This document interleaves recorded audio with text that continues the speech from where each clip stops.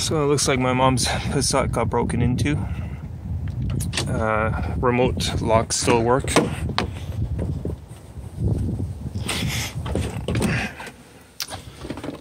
But they tore the crap out of the key cylinder. Her club was on the steering wheel, but as with anybody, you know, laziness, she doesn't lock it with the key, so all they had to do was collapse it. And then they obviously forced the cylinder out, but it took out the reader antenna as well. So when they turn the lock assembly with a screwdriver, the car will start, but because it can't read the chip in the key, the immobilizer light is on, so they weren't able to drive it away.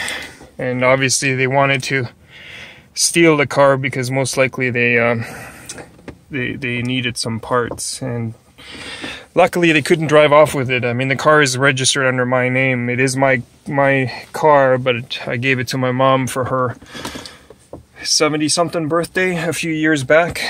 Link to the video is in the description.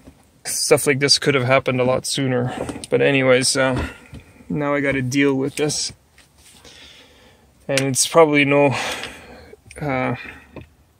worth going through insurance. I mean, once I get this assembly off, I think all I have to do is replace the actual key cylinder, and obviously the one in the door. But even the one in the door, I can hold off on because the central locking works. It's just a nuisance, that's all. You know, more of a pain in the ass than anything. Luckily, no windows were broken. Radio is still intact. I don't think anything got stolen out of here. But anyways,